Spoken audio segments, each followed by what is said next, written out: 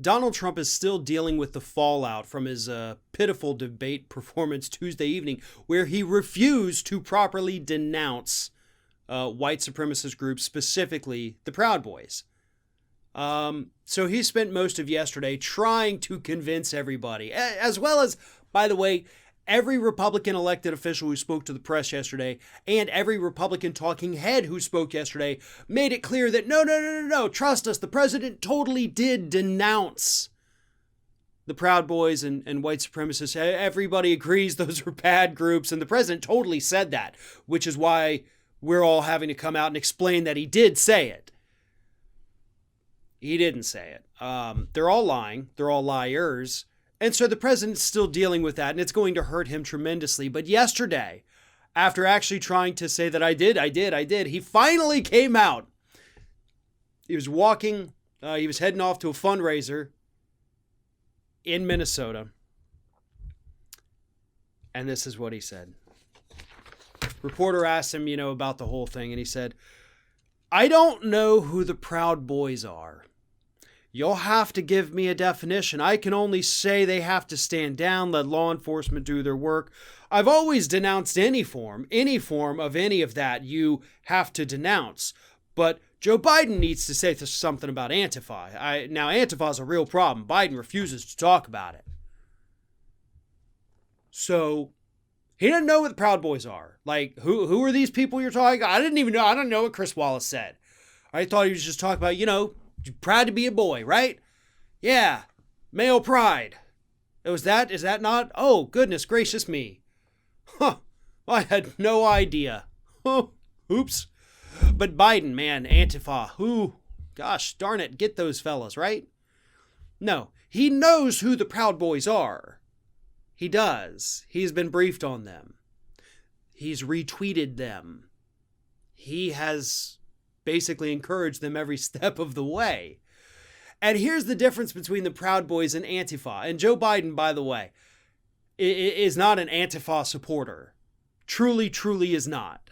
He's made that clear. And nobody's buying Trump's claim that Joe Biden is Antifa other than Trump's, cult-like supporters who would believe it if they said Joe Biden was a space alien.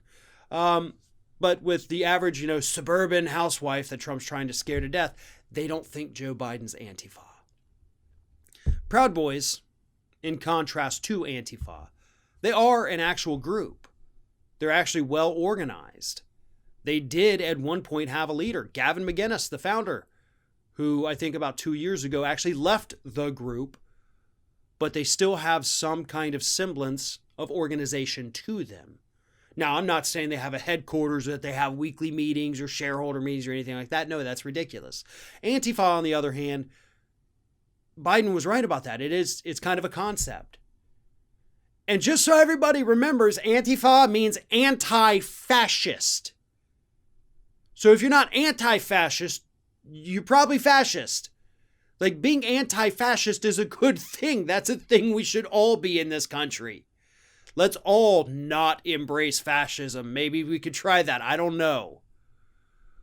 But Trump is trying to paint Joe Biden as the one who's backtracking, as the one who's wishy-washy. He tweeted out this morning, Joe Biden wouldn't say law and order in the debate. There goes suburbs.